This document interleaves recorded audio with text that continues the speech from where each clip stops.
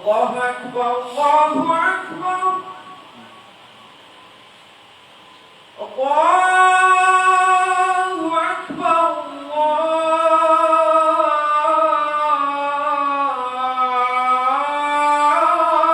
الله أكبر أشهد أن لا إله إلا الله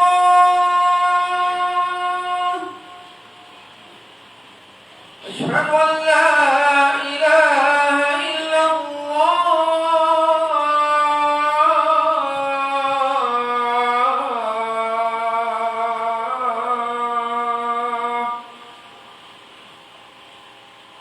أشهد أن محمدا رسول الله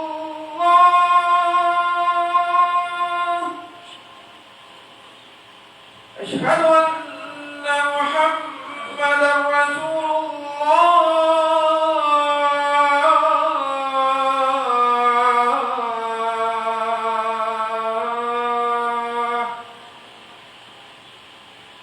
حي على الصلاة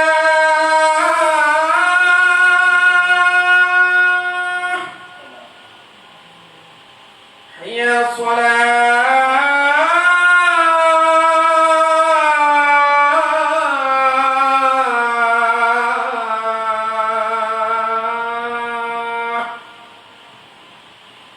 حي على الفلاح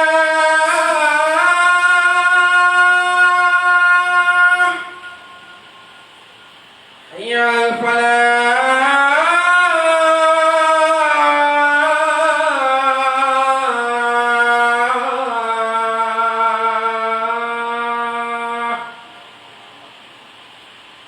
الله أكبر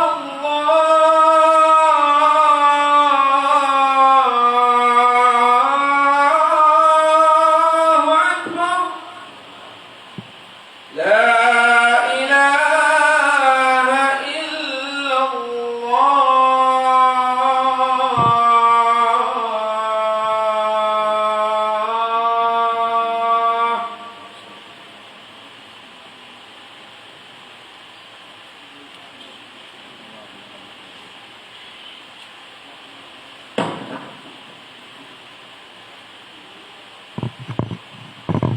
الحمد لله الملك القدوس السلام الرحيم الرحمن العلام أنزل علينا خير الكلام وجعل تلاوته مطهرة للقلب من الأذران والآثام وأنعم علينا بالإسلام وأشهد أن لا إله إلا الله وحده لا شريك له وأشهد أن محمدا عبده ورسوله قال الله تعالى في محكم التنزيل يا أيها الذين آمنوا اتقوا الله حق تقاته ولا تموتن إلا وأنتم مسلمون எல்லாம் வல்ல அல்லாஹ் சுப்ஹானஹு வ தஆலாவை போற்றி புகழ்ந்ததன் பின் ஸல்லல்லாஹு அலைஹி வஸல்லம் அவர்கள் மீதும் அவர்களை பின்பற்றி வாழ்ந்த சஹாபாக்கள் தாபீன்கள் நல்லோர்கள் எல்லோர் மீதும் என்றென்றும் சாந்தியும் சமாதானமும் நின்று நிலவட்டுமாக.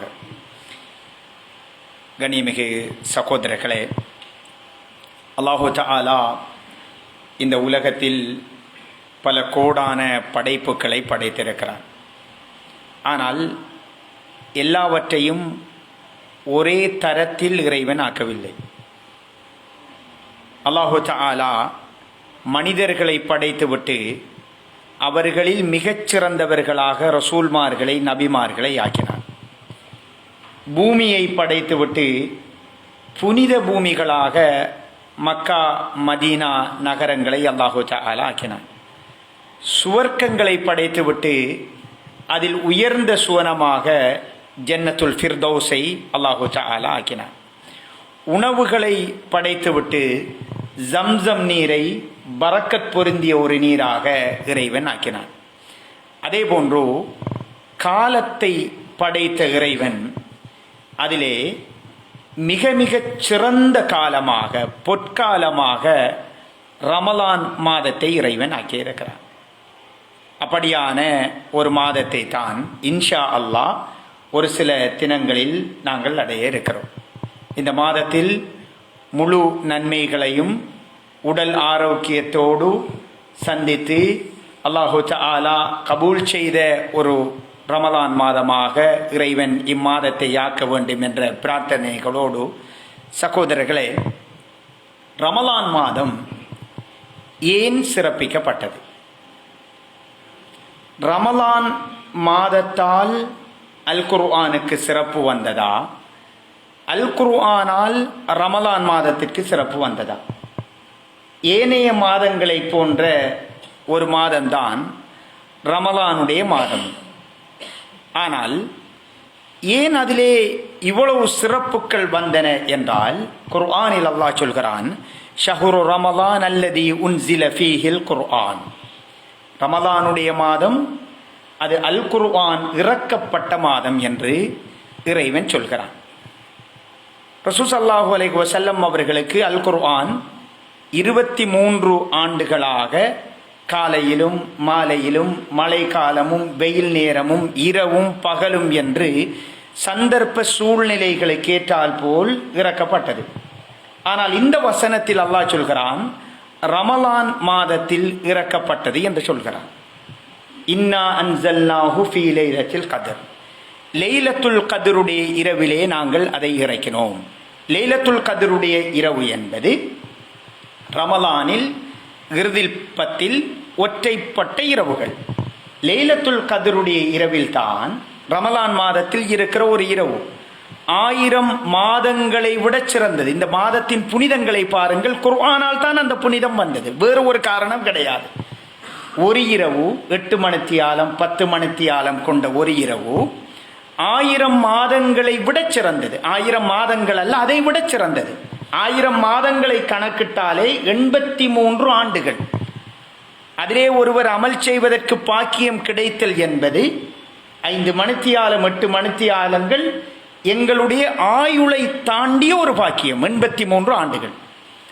இந்த லைலத்துல் கத்ருடைய இரவிலே குர்ஆனை அல்லாஹு தஆலா அடிவானத்துக்கு இறக்குகிறான். பைத்துல் இஸ்ஸா அதற்கு இறக்குகிறான். அங்கிருந்து மொத்தமாக அங்கே வருகிறது.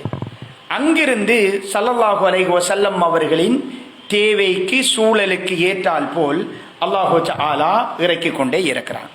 சகோதரர்களே, குர்ஆனுடைய முதல் வசனம் இக்ரா, ஓதுவீராக, வாசிப்பீராக, படிப்பீராக. கடைசியாக 23 ஆண்டுகளில் அல்லாஹ்வுடைய தூதருக்கு கடைசியாக இறக்கப்பட்ட வசனம் வத்தகு யௌமன் துர்ஜஊன ஃபீஹி இலல்லாஹ். ஒரு நாளை பயந்து கொள்ளுங்கள், அந்த நாளில் நீங்கள் எல்லோரும் அல்லாஹ்வின் பால் மீட்கப்படுவீர்கள். நீங்கள் செய்த அமல்களுக்கு கூலி வழங்கப்படுவீர்கள், யாரும் அநீதி இழைக்கப்பட மாட்டீர்கள் என்கிற வசனம் இறுதியாக இறக்கப்படுகிறது. குர்ஆனுடைய மாதத்தை நாங்கள் அடைய இருக்கிறோம். இந்த குர்ஆன் மீது எங்களுக்கு இருக்கின்ற கடமைகள் என்ன?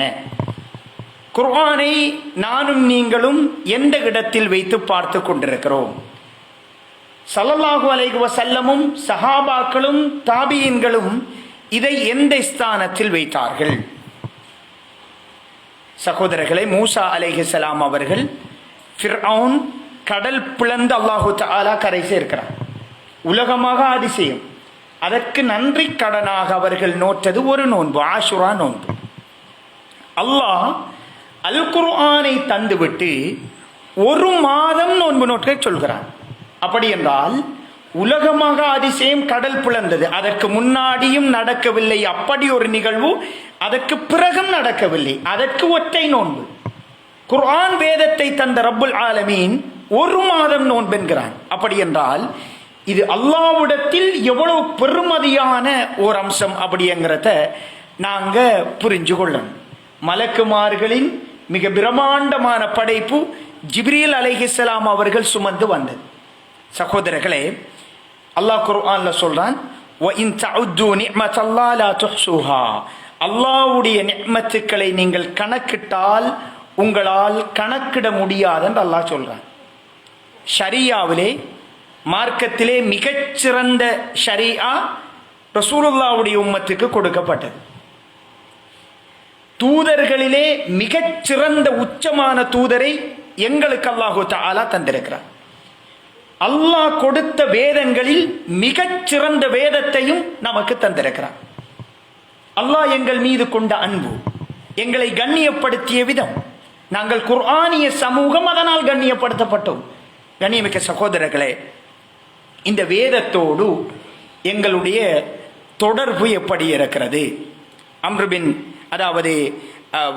பின் ஆஸ் ரலியல்லாஹு அன்ஹு அவர்கள், அவர் ஒவ்வொரு நாளும் அல் குர்ஆனை ஒரு விடுத்தம் ஓதி முடிப்பார்கள்.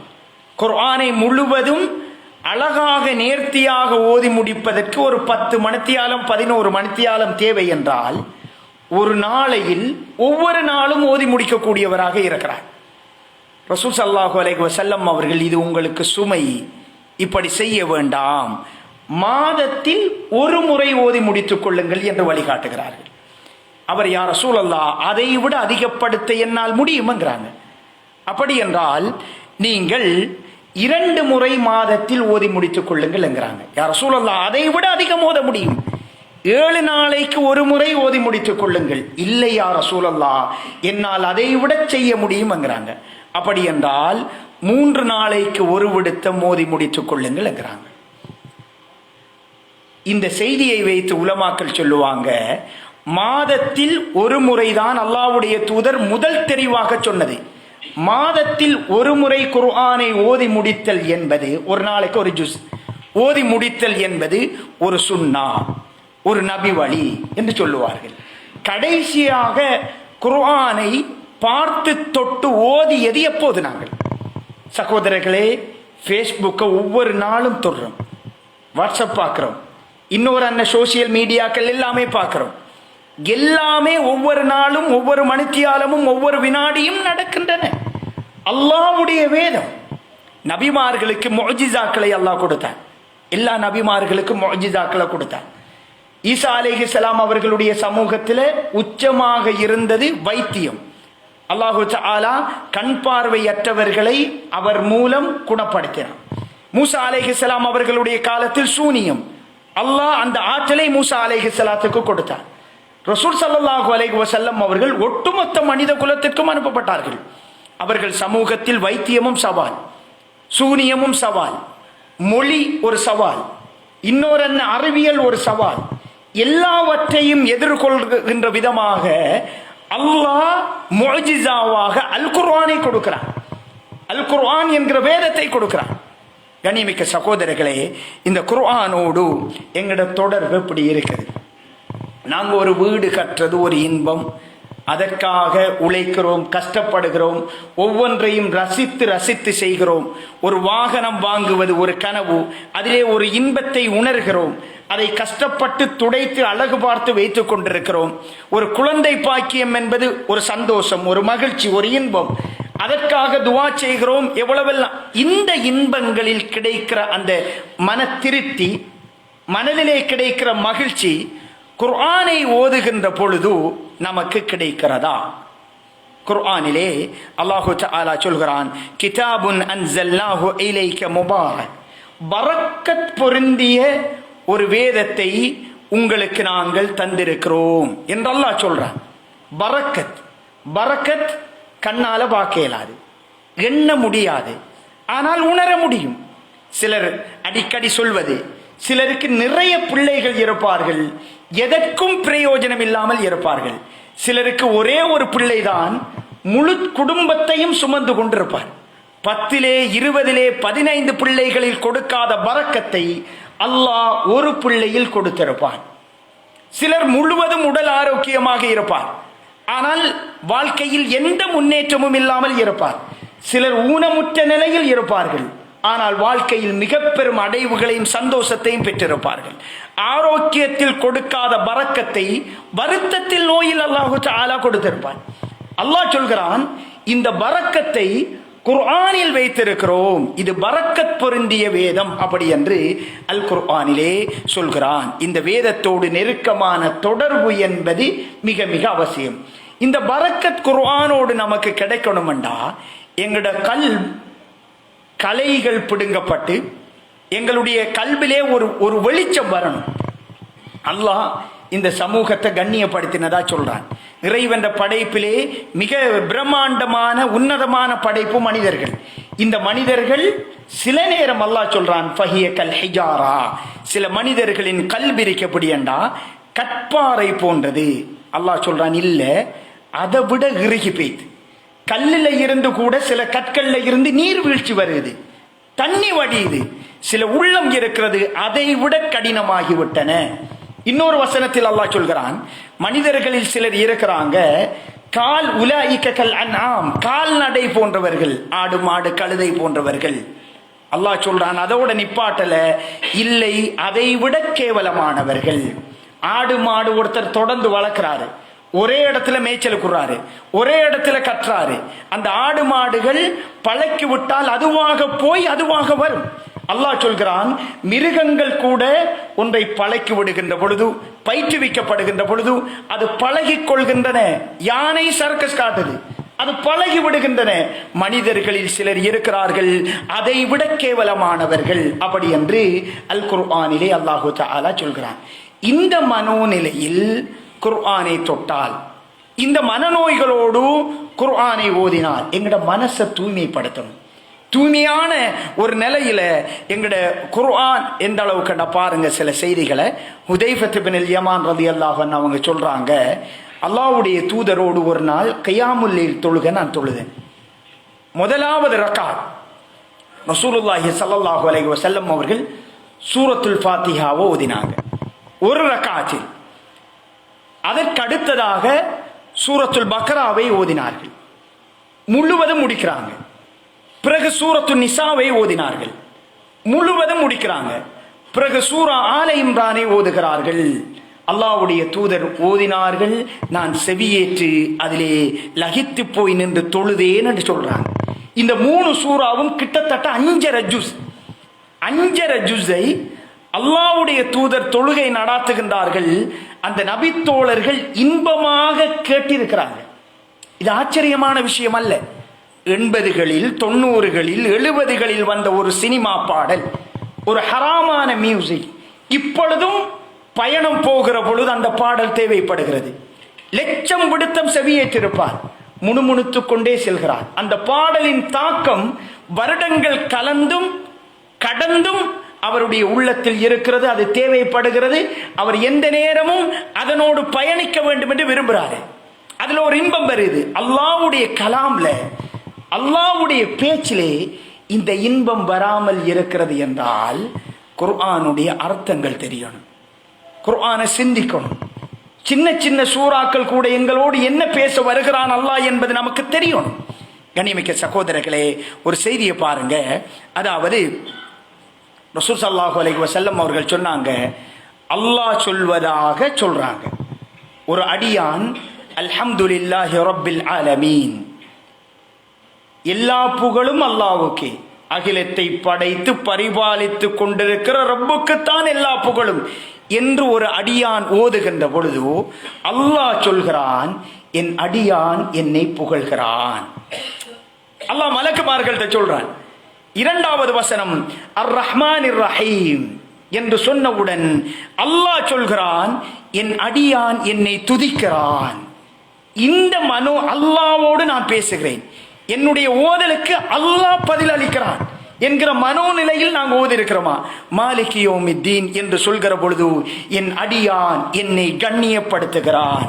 இய்யாக நஅ்புது வ இய்யாக நஸ்தஈன், உன்னையே வணங்குகிறேன், உன்னிடமே உதவி தேடுகிறேன் என்று ஒரு அடியான் சொல்கிற நேரத்தில் அல்லாஹ் சொல்கிறான், என் அடியானுக்கும் எனக்கும் இடையில் உள்ள விஷயம் இது, அவன் கேட்பதை நான் கொடுக்கிறேன்.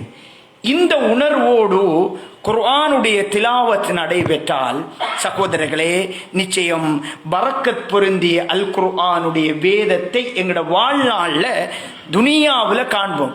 ரசூலுல்லாஹி ஸல்லல்லாஹு அலைஹி வஸல்லம் அவர்கள் இரவு நேர தொழுகை, அல்லாஹ்வுடைய தூதர் கொஞ்சமான நேரம் தூங்குவாங்க, இறைவனை நின்று வணங்குவாங்க. ஒரு ரக்காத்தில் ஒரு 5 மணித்தியாலம் 4 மணித்தியாலம் கியாமுல் லைல் தொழுதிருப்பாங்க. ஒரு ரக்காத்தில் முழுவதும், அந்த கியாமுல் லைல் முழுவதும் ஒரே வசனத்தை திருப்பி திருப்பி திருப்பி ஓதி ஓதி ஓதி தொழுதிருக்கிறார்கள். ஒற்றை வசனம், 11 சொற்களை கொண்ட ஒரு வசனம். அப்படி என்றால் இந்த வசனங்கள் எந்த அளவு அவர்களில் தாக்கம் ஏற்படுத்தியிருக்கும், அந்த ஆழ அர்த்தத்தை உணர்ந்து ஓதியிருப்பார்கள். ஒரு 11 சொற்களை கொண்ட ஒரு வசனத்தை முழு இரவும் ஓதி தொழுகிறாங்க. என்ன வசனம்? அல் குர்ஆனிலே அல்லாஹ் சொல்கிறான், இன் துஅதிபுஹும் ஃபஇன்னஹும் இபாது. இறைவா, அவர்களை நீ தண்டித்தால் அவர்கள் உன்னுடைய அடியார்கள். ஒயின் தக்ஃபிர் லஹும், சமூகத்தை பத்தி யோசிக்கிறாங்க. இறைவா, அவர்களை நீ மன்னித்தால் நீ மிகைத்தவன் யா அல்லாஹ் என்பதை ஓதி ஓதி அல்லாஹ்வுடைய தூதர் ஸல்லல்லாஹு அலைஹி வஸல்லம் அவர்கள் முழு இரவும் அந்த வசனத்தை திருப்பி திருப்பி ஓதிக்கொண்டே இருக்கிறார்கள். எந்த அளவு குர்ஆனோடு வாழ்ந்திருப்பார்கள் என்பதை உணர முடிகிறது. அப்துல்லா இப்னு அப்பாஸ் ரலியல்லாஹு அன்ஹு அவர்கள் முக்கியமான ஒரு நபி தோழர். ஒரு வசனத்தில் முழு கியாமுல் லைலையும் தொழுதார்கள். ஒரு 5 மணித்தியாலம் தொழுதிருப்பார்களா, 3 மணித்தியாலமா, 2 மணித்தியாலமா, ஒரு வசனம் தான். அதை உணர்ந்து உணர்ந்து அழுது அழுது அந்த வசனங்கள் சொல்கிற ஆழ அர்த்தத்தை புரிந்து ஓதிக்கொண்டே இருந்தார்கள். அல் குர்ஆனிலே கடைசியாக இறக்கப்பட்ட வசனம், வத்தகு யௌமன் துர்ஜஊன ஃபீஹி இலல்லாஹ், ஒரு நாளை பயந்து கொள்ளுங்கள், அந்த நாளில் நீங்கள் எல்லோரும் அல்லாஹ்வின் பால் மீட்கப்படுவீர்கள், அல்லாஹ் முன்னிலையில் கொண்டு வரப்படுவீர்கள். சும்ம துவஃபா குல்லு நஃப்ஸின் மா கஸபத் வஹும் லா யுظلمون, பின்னர் நீங்கள் செய்த அமல்களுக்கு கூலி வழங்கப்படுவீர்கள், நன்மையோ தீமையோ. அல்லாஹ் சொல்கிறான், யாருக்கும் அந்த நாளில் அநீதி இழைக்கப்படாது, சரியான கூலிகளை அல்லாஹு தஆலா வழங்குவான் என்கிற வசனத்தை இப்னு அப்பாஸ் ரலியல்லாஹு அன்ஹு அவர்கள் முழு இரவும் அந்த ஒரு வசனத்தை மாத்திரம் ஓதி தொழுகிறார்கள். அப்படி என்றால் குர்ஆனோடு அவர்கள் எப்படி வாழ்ந்திருப்பார்கள், எப்படி குர்ஆனோடு நெருக்கமாக இருந்திருப்பார்கள்? நாங்க எப்படி இருக்கிறோம்? இன்னொரு செய்தியை பாருங்க. சுஃபியான் அஸ்-ஸௌரி முக்கியமான ஒரு அறிஞர். அவர் ஒரு சூறாவை முழு இரவும் ஓதி இருக்கிறாங்க. அல்ஹாகுமுத் தகாசுர் ஹத்தா ஸுர்துமுல் மகாபிர். அதிகமான சொத்து சுகங்கள் தேட வேண்டும் என்கிற ஆர்வம் அல்லாஹ்வை விட்டு உங்களை தூரமாக்கி விட்டன. ஹத்தா ஸுர்துமுல் மகாபிர், நீங்கள் கபறுகளை சந்திக்கின்ற வரைக்கும் தான் என்கிற சூறாவை முழு இரவும் அந்த அறிஞர் ஓதிக்கொண்டே இருந்தார்கள் என்கிற செய்தியை பார்க்கிறோம். எனவே முஸ்லிம் அல்லாதவர்கள உள்ளத்துல கூட குர்ஆன் பெரிய தாக்கம் ஏற்படுத்தியிருக்குது. நாங்க பிறந்ததில் இருந்து குர்ஆனை செவியேற்றுக் கொண்டிருக்கிறோம். ஆனா யாருக்கும் கருத்து தெரியாது. குறைந்தபட்சம் குர்ஆனை ஓதி தர்ஜுமாவை வாசித்து பாருங்கள் சகோதரர்களே. இது அல்லாஹ்வுடைய கலாம். வாசிக்கின்ற பொழுது நிச்சயம் பெரிய ஒரு பயம் வரும், அல்லாஹ்வின் மீது அன்பு வரும், இந்த உலகத்தின் சரியான யதார்த்தம் புரிய வரும். அந்த ஒவ்வொரு அர்த்தம் நிச்சயமாக இது ஒரு மனிதனின் வார்த்தையாக இருக்க முடியாது என்பது நிச்சயம் தெரியும். ஒரு நபித்தோழர் அவர் குஃப்ர்ல இருக்கிற பொழுது மக்காவில் இருந்து மதீனாவுக்கு வாரார். ஜுபைர் பின் முத்இம் ரலியல்லாஹு அன்ஹு அவங்க காபிராக இருக்கிற பொழுது மதீனாவுக்கு வாராங்க. ஸல்லல்லாஹு அலைஹி வஸல்லம் அவர்கள் மக்ரிப் தொழுகை தொழுது கொண்டிருக்கிறாங்க. அந்த தொழுகையிலே சூரத்து தூரை ஓதி கொண்டிருக்கிறாங்க. அதிலே ஒரு வசனம் இவருடைய காதுகளுக்கு கேட்கிறது. அதாவது அம் குலிகு மின் கைரி ஷைஇன் அம் ஹுமுல் காலிகூன், அவர்கள் எந்த பொருளும் இன்றி தாமாகவே படைக்கப்பட்டார்களா அல்லது அவர்கள் எதையும் படைக்கின்ற ஆற்றல் உள்ளவர்களா என்ற வசனம் இவர் காதுக்கு கேட்குது. அம் ஹலகுஸ் ஸமாவாதி வல் அர்த், அதாவது அவர்கள் வானங்களையும் பூமிகளையும் படைத்தார்களா? இந்த வசனங்களை கேட்டவுடன் அவர் சொல்றாரு, என்னுடைய உள்ளம் பிளக்கின்ற மாதிரி இருந்தது அதனுடைய அர்த்தங்களை கேட்கின்ற பொழுது என்று சொல்கிறார். இஸ்லாத்துக்கு வந்தாக்கள் இன்றைக்கு அமெரிக்காவிலேயோ கிறிஸ்தவ நாடுகளோ மற்ற நாடுகளோ, நீங்க எல்லா நாடுகள்லையும் இஸ்லாத்துக்கு வந்தவர்களில் 90% குர்ஆனை படிச்சு தான் வந்திருக்கிறாங்க. குர்ஆனை படிச்சு தான் வந்திருக்கிறாங்க. அந்த குர்ஆன் அந்த அளவு தாக்கம் செலுத்தக்கூடியது. 1500 ஆண்டுகள் கடந்தும் மனித உள்ளங்களில் மிகப்பெரிய தாக்கத்தையும் மாற்றத்தையும் ஏற்படுத்தி இருக்கிறது. அந்த மாதத்தை தான் நானும் நீங்களும் அடைய இருக்கிறோம் சகோதரர்களே. குர்ஆனோடு வாழணும். ஒரு சஹாபி, அதாவது உஸைத் பின் ஹுதைர் ரலியல்லாஹு அன்ஹு அவர்கள், இவர் ஒரு நாள் சூரத்துல் பக்கராவிலே சில பகுதிகளை ஓதிக்கொண்டிருக்கிறார். அவருடைய ஒட்டகம் கட்டப்பட்டிருக்கிறது. இவர் ஓதுகின்ற பொழுது அவருடைய குதிரை வேகமாக அசைய ஆரம்பிக்கிறது, தடுமாறுகிறது. இவர் பயப்படுகிறார். மீண்டும் தொடர்ந்து விடாமல் ஓதுகிறார். அந்த குதிரையின் அசைவு இன்னும் அதிகரிக்குது. அவர் ஓதிக்கொண்டே இருக்கிறார். அவர் பிள்ளை பக்கத்தில் தூங்கிக் கொண்டிருக்கிறார். இவர் இன்னும் ஓதினால் இந்த குதிரை அதன் கட்டை அவிழ்த்து என் பிள்ளை மீது ஏறி மிதித்து விடுமோ என்கிற பயம் வருகிறது. ஓதுரத்தை நிப்பாட்டாரு. அன்னார்ந்து பார்க்கிறார். ஒரு வெளிச்சம் தெரிகிறது. ஆச்சரியமான ஒரு சம்பவம். வாழ்நாளில் அப்படி ஒன்று நடக்கல. ரசூல் ஸல்லல்லாஹு அலைஹி வஸல்லம் அவர்களிடம் ஓடோடி வருகிறார். யா ரசூலல்லாஹ், இப்படி நடந்தது, இப்படி ஓதினேன், இன்னென்ன நடந்தது என்று சொல்கிறார். அல்லாஹ்வுடைய தூதர் ஸல்லல்லாஹு அலைஹி வஸல்லம் அவர்கள் சொன்னார்கள், உசைதே, நீங்கள் ஓதுவதை மலக்குமார்கள் செவியேற்றார்கள். மலக்குமார்கள் உங்களுடைய ஓதல் ஒலியை கேட்டவுடன் உங்களை நோக்கி வந்து கொண்டிருந்தார்கள். அந்த வெளிச்சம் தான் நீங்கள் பார்த்தது. நீங்கள் தொடர்ந்து விடாமல் ஓதியிருந்தால் நீங்கள் பார்த்த ஒளியை எல்லோரும் பார்த்திருப்பார்கள் என்று அல்லாஹ்வுடைய தூதர் ஸல்லல்லாஹு அலைஹி வஸல்லம் அவங்க சொல்றாங்க.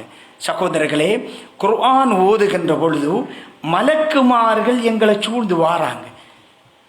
அவங்களோட பிரார்த்தனையும் பாதுகாப்பும் எங்களுக்கு கிடைக்குது. சூரத்துல் பக்கராவை எந்த வீடுகளில் ஓதப்படுகிறதோ அந்த வீடுகளில் இருந்து ஷைத்தான் விரண்டோடுகிறான். எந்த நாளும் கணவன் மனைவி பிரச்சனை, பிள்ளைகள் பிரச்சனை, சண்டை, எந்த நாளும் ஃபித்னாக்கள். சூரத்துல் பக்கரா எப்போ ஓதினது?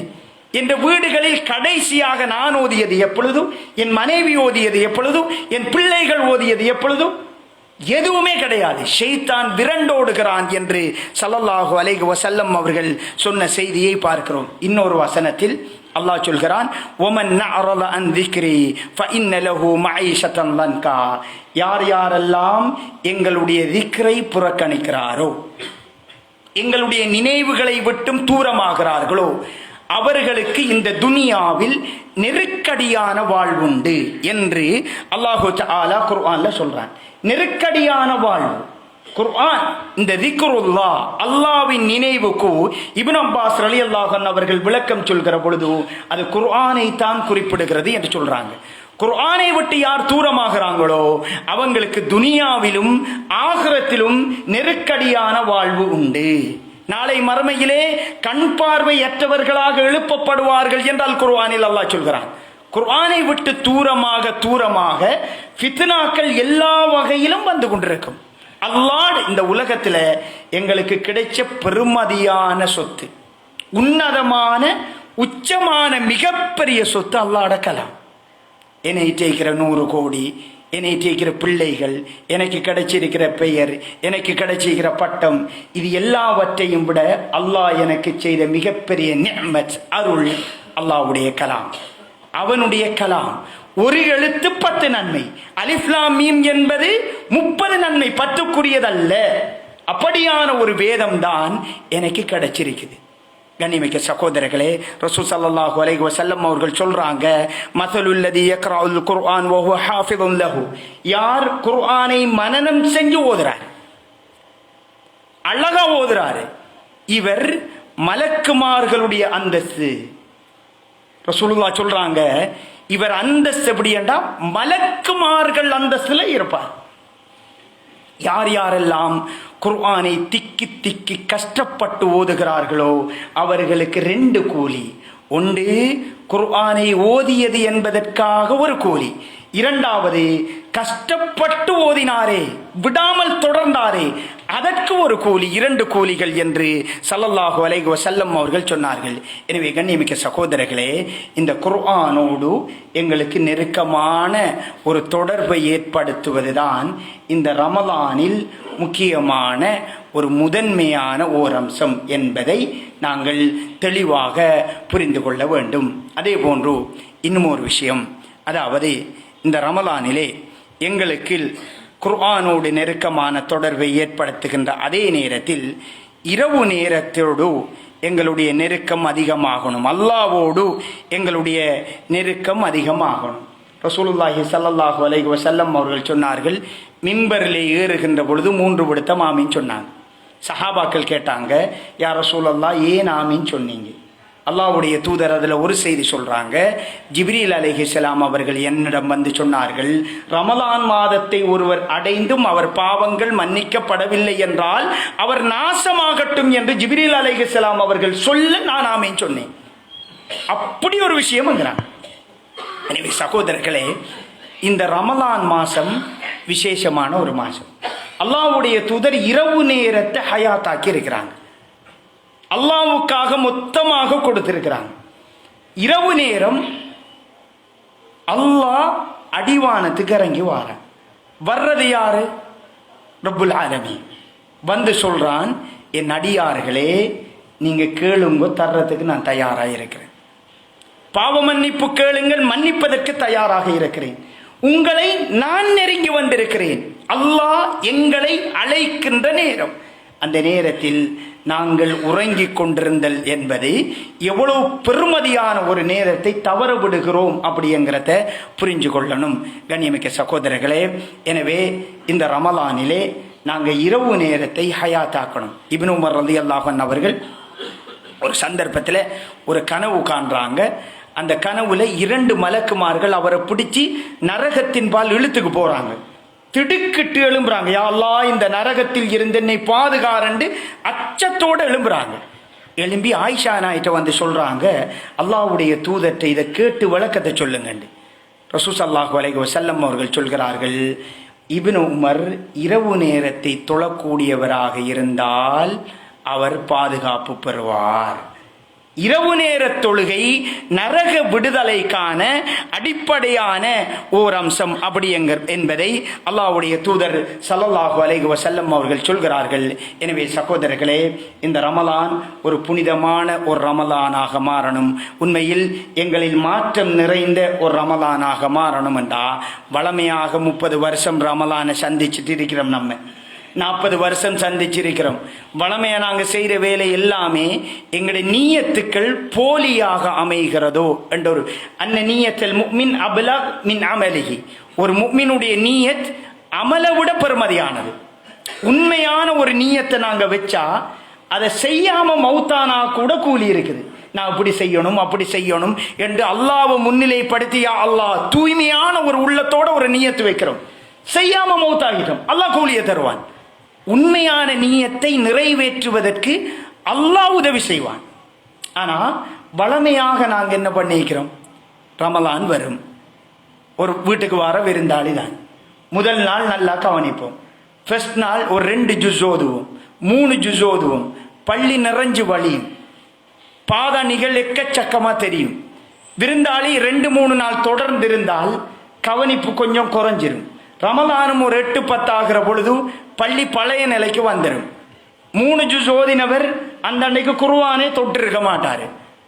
அதே விருந்தாளி வீட்டை விட்டு விடை பெற்று செல்கிற நேரத்தில் கடைசியா போறார், நல்ல சாப்பாடு ஒன்று கொடுத்து அனுப்பணும் என்று நினைப்போம். அந்த மாதிரி இறுதி 10 வந்தா திருப்பி ஒரு சூடு ஒன்று வரும். ஒரு விருந்தாளி வீட்டை வந்தவர் விடை பெற்று செல்கிற பொழுது அவர் கொண்டு வந்த ஏதாவது போனோ பேகோ ஏதாவது பொருளை மிஸ் ஆகிட்டு போனா ஓடி போய் கொடுப்போம். நீங்க உங்களோட போனை மிஸ் பண்ணிட்டீங்க, உங்களோட இந்த பொருள் எடுத்துட்டு போங்க, மறந்துட்டீங்க அப்படி என்று கொடுத்து அனுப்புவோம். ரமலானும் எங்களை விட்டு விடை பெற்று செல்கிற பொழுது பார்சல் பண்ணி அனுப்புறது. நீங்க கொண்டு வந்த குர்ஆன் திலாவத், நீங்க கொண்டு வந்த நாவடக்கம், நீங்கள் கொண்டு வந்த பேணுதல், இதெல்லாத்தையும் பார்சல் பண்ணி கொடுக்கிறது. இதைத்தான் 30 வருஷம் செஞ்சோம், 40 வருஷம் செய்தோம். என்ற நீயத்து பலமா இல்லை. நாங்க உண்மையில் சரியான நீயத்தை வைத்திருந்தால் அதுக்கு அல்லாஹ் உதவி பண்ணுவான், அல்லாஹ் உதவி செய்வான். குர்ஆனை 3 விடுத்தமா 5 விடுத்தமா முடிப்பதற்கு அல்லாஹ் உதவி செய்வான். எனவே இந்த ரமலானுக்கு முன்னாடி நீயத்தை பலப்படுத்துவோம். யா அல்லாஹ், இது என்ற கடைசி ரமலானாக இருக்கலாம், நான் எப்படி மரணிக்க வேண்டும் என்பதை நீ எழுதி வைத்திருக்கிறாய், எந்த நிலையில் நான் மௌத்தாக வேண்டும் என்பதை நீ அறிந்தவன் இறைவா. இது என்னுடைய கடைசி ரமலானாக இருக்கக்கூடும், எனக்கு தெரியாது யா அல்லாஹ். உன்னை முன்னிலைப்படுத்தி நான் சொல்கிறேன், நான் நீயத்து வைக்கிறேன், இந்த ரமலானை முழுவதும் உச்ச உச்ச பயன் அடைந்து என்னில் வெறுமனை பசித்திருந்து தாகித்திருந்தது மாத்திரமல்லாமல் என் கல்பு உள்ளங்கள் பயிற்றுவிக்கப்படுகின்ற ஒரு ரமலானாக, ஒரு உயிரோட்டம் உள்ள ரமலானாக இந்த ரமலானை மாற்ற வேண்டும் என்கிற வலுவான நீயத்தை நாங்கள் எல்லோரும் வைத்துக் கொள்ள வேண்டும். அகூலு கௌலி ஹாதா அஸ்தக்ஃபிருல்லாஹ் லி வ லக்கும் ஃபஸ்தக்ஃபிருஹு இன்னஹு ஹுவல் கஃபூருர் ரஹீம்.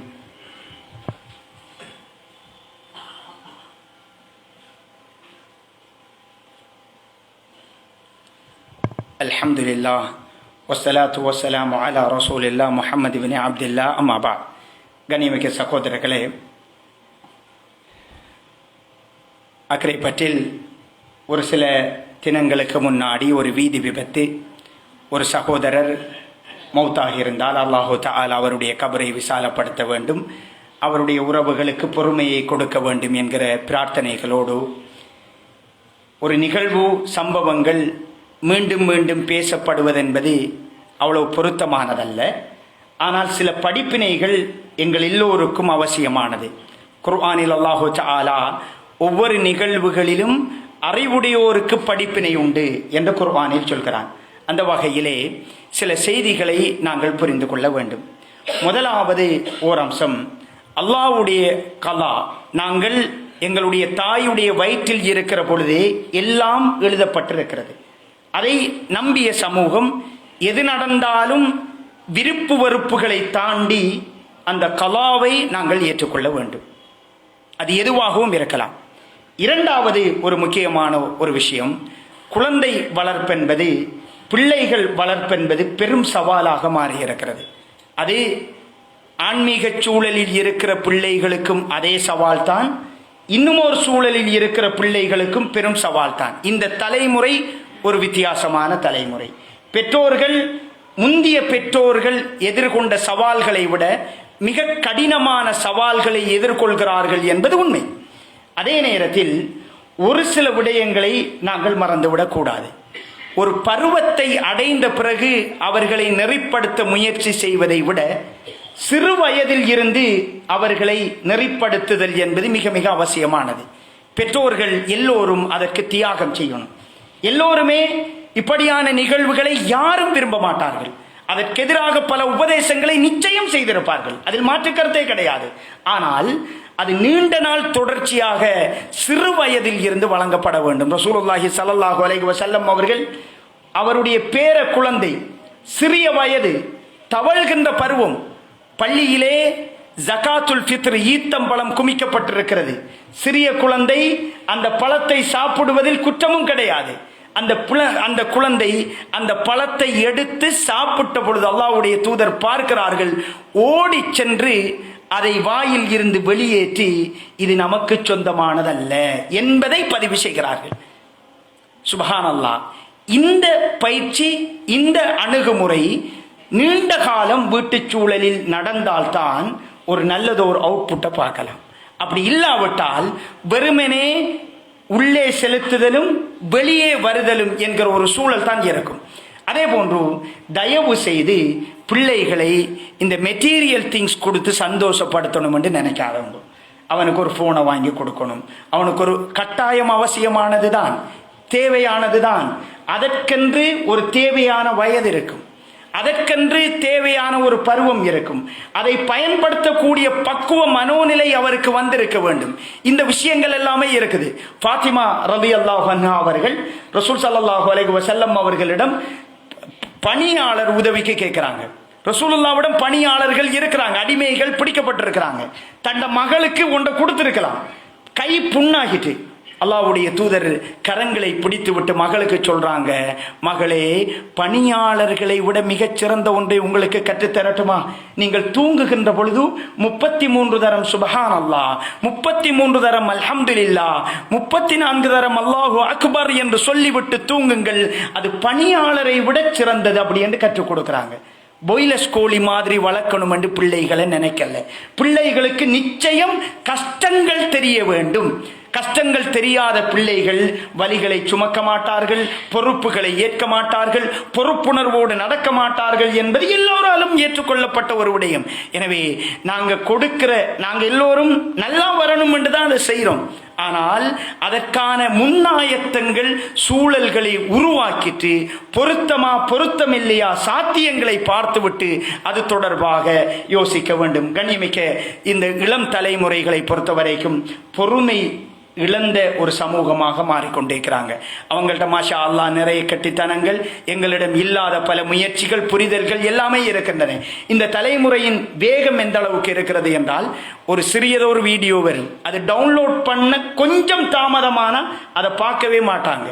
அதை வெயிட் பண்றதுக்கு கூட பொறுமை இல்லை. மிக மிக வேகமாக செயற்பட்டு கொண்டிருக்கிறார்கள். கண்ணியமிக்க சகோதரர்களே, அடுத்தவர்களுடைய மூத்தவர்களுடைய அனுபவங்கள், பெற்றோர்களுடைய வார்த்தைகளை மதியுங்கள், பொறுமையை கடைபிடியுங்கள். வாகனம் வேகமாக செலுத்துதல் என்பது எங்களுடைய ஆற்றலே கிடையாது. யாரும் மாஷா அல்லாஹ் இது இன்னொரு டேலண்ட் என்று சொல்லி இந்த புள்ள இன்னும் அழகா ஓடுறான் கெட்டிக்காரன் என்று எவரும் சொல்றது, எல்லோரும் திட்டி தீர்ப்பார்கள், எல்லோரும் பிள்ளையாக பேசுவார்கள். ஏன் இப்படி போகிறார்கள் என்று யோசிப்பார்கள். பெண் பிள்ளைகள் உட்பட உங்களை பிள்ளையாகத்தான் சிந்திப்பார்கள். நீங்கள் நினைக்கிறீர்கள் இது கெத்தா இருக்கும், இது ஸ்டைலா இருக்கும், அப்படி நினைச்சு போறது. இங்கு யாரும் உங்களை தவிர மற்ற எல்லோருமே உங்களை தவறாகத்தான் புரிந்து கொள்கிறார்கள். உங்கள் பெற்றோர்கள் தவறாக புரிந்து கொள்கிறார்கள், சகோதரர்கள், நண்பர்கள். எங்களுடைய சமூக பரப்பில் ஒரு வார்த்தை சொல்லுவார்கள், அந்த வார்த்தையை பயன்படுத்தி உங்களை அடையாளப்படுத்துகிறார்கள். நீங்கள் நினைக்கிறீர்கள் அது பலம் என்று. உங்களை எல்லோரும் மட்டமாக நினைப்பதற்கு அந்த வேகம் காரணமாக இருக்கிறது. ஒரு நாளும் அது வெற்றி அளிக்காது. உங்களை பற்றி பிழையான பதிவை தான் நீங்க யாருக்கு முன்னாடி அதை ஒரு சாதனையாக காட்டணும் என்று நினைக்கிறவங்களோ அவங்க தான் முதலில் உங்களை ரெட்மா குத்தி வைப்பாங்க. உங்களுக்கான எந்த பேச்சுவார்த்தை வருகின்ற பொழுதும் அதான் முன்னாடி வந்து நிற்கும். எனவே தயவு செய்து அடுத்தவர்களுடைய, பெற்றோர்களுடைய, மூத்தவர்களுடைய அனுபவங்களை, அவர்களின் வார்த்தைகளை மதியுங்கள். அப்படி மதிக்காத பொழுது நிச்சயம் பலிகளைத்தான் சுமக்க வேண்டி வரும். மூசா அலைஹிஸ்ஸலாம் அவங்களை அல்லாஹ்வுடைய தூதர் சந்திக்கிறாங்க. 50 வக்து தொழுகையோடு வாராங்க. அல்லாஹ்வுடைய தூதர் சந்தோஷமா வாராங்க. மூசா அலைஹிஸ்ஸலாம் சொல்றாங்க, முஹம்மதே உங்களோட சமூகத்துக்கு இது கஷ்டம், குறைச்சிட்டு வாங்க. 5 குறைச்சிட்டு வராங்க. மூசா அலைஹிஸ்ஸலாத்துடைய சமூகத்தை விட அல்லாஹ்வுடைய தூதரின் சமூகம் எவ்வளவோ மேல். மூசா அலைஹிஸ்ஸலாத்துடைய சமூகம் நீங்களும் உங்கள் ரப்பும் போய் போராடுங்கள் என்று சொன்னவர்கள். அல்லாஹ்வுடைய தூதரின் சஹாபாக்கள், யா ரசூலல்லாஹ் நீங்கள் கடலில் குதிக்க சொன்னாலும் குதிப்பதற்கு தயார் யா ரசூலல்லாஹ். அம்புகளை ரசூலுல்லாஹ்வுக்காக நெஞ்சுகளில் தாங்கியவர்கள். ரசூல் ஸல்லல்லாஹு அலைஹி வஸல்லம் அவர்கள் மூசா அலைஹிஸ்ஸலாத்தை பற்றி சொல்லவில்லை, மூசாவே உங்களுடைய சமூகம் மாதிரி என்ற சமூகம் அல்ல, அவர்கள் எங்கோ நிற்கிறார்கள். 50 வக்து தொழுகை சர்வசாதாரணமாக என்னுடைய வார்த்தைகளுக்கு கட்டுப்பட்டு செய்வார்கள் என்றெல்லாம் பேசவில்லை. எனக்கு முன்னாடி சமூகத்தை பார்த்தவர், எனக்கு முன்னாடி மனிதர்களை பார்த்தவர், அந்த அனுபவம் எனக்கு அவசியமானது. அந்த அனுபவ அறிவின் பிரயோசனத்தை தான் நாங்கள் எல்லோரும் இன்று 5 வக்துக்கள் சுமந்து கொண்டிருக்கிறோம். 50 வக்துக்களுக்குரிய நன்மை கிடைக்குது. 5 வக்து அழகாக தொழுகிறோம், நிம்மதியாக இருக்கிறோம். அனுபவங்கள் உங்களுடைய பெற்றோர்களுடைய, உங்களுடைய நண்பர்களுடைய, மூத்தவர்களுடைய அனுபவங்களை பெற்றுவிடுங்கள். அல்லாஹ் பரக்கத் செய்ய வேண்டும். இறுதியான ஒரு அம்சம், கண்ணியமிக்க சகோதரர்களே, ஒரு தவறு நடக்கின்ற பொழுது மீண்டும் மீண்டும் அந்த நிகழ்வுகளை பரிமாறுவதும் குத்தி குத்தி பேசுவதும் என்பது, ஒருவர் திருந்த வேண்டும், ஒருவர் மாற வேண்டும், அல்லாஹ் நிச்சயம் மன்னிக்க வேண்டும், அது அவசியமானது. ஏதோ ஒரு புள்ளியில் திருத்தங்கள், மாற்றங்கள் ஏற்பட வேண்டும். ஒருவர் திருந்தவே முடியாத ஒரு மனோநிலைக்கு தள்ளிவிடக்கூடாது. அதிலும் குறிப்பாக ஒரு சமூகமாக இந்த செயலை செய்யக்கூடாது. இன்னொரு முக்கியமான ஒரு அம்சம், வீதி விபத்துக்கள் என்பன வெறுமனே வாகனங்களால் மாத்திரம் வரல, கால்நடைகளால் வருகின்றன. ஒரு நாட்டு வைத்தியத்திற்காக ஒரு இடத்துக்கு சென்றிருந்த பொழுது ஒரு மாற்று மத சகோதரர் அவருடைய தந்தையை அழைத்து வந்திருந்தார். வந்திருந்து ஒரு குறிப்பிட்ட முஸ்லீம் பிராந்தியத்தை சொல்லி, ஒரு ஊரை சொல்லி சொன்னார், இந்த ஊரினால் செல்கிற பொழுது எங்கட வாப்பா மாடு பாஞ்சி ரோட்ல கால் உடைந்து விட்டது என்று சொன்னார்.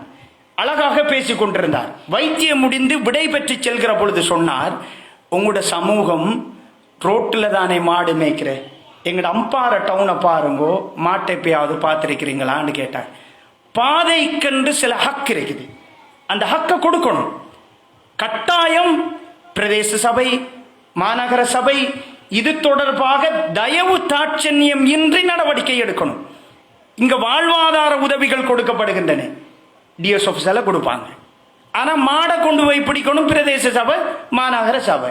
வாழ்வாதார உதவிகள் கொடுக்கப்படுகின்ற பொழுது கட்டாயம் இதை மேய்க்கக்கூடிய சூழல் அவருக்கு இருக்குதா? ரோட்ல விடுவாரா? அப்படியான ஒரு சூழல் இருந்தால் அதை கொடுக்க தேவையில்லை. வேறொரு வழி தொடர்பாக அதை யோசிக்கலாம். எங்களுடைய சமூகம் தொடர்பாகவும் தீன் தொடர்பாகவும் இந்த தீனில் பாதை ஒழுங்கு சொல்லப்பட்டது போன்று வேறு எங்கும் சொல்லப்படலை, வேற எந்த மதத்திலும் சொல்லப்படலை. அப்படி இருந்தும் எங்கட பிராந்தியத்தில் மாடுகள் எல்லாமே, ஆடுகள் எல்லாமே ரோட்ல தான் நடமாடக்கூடிய ஒரு சூழலை பார்க்கிறோம்.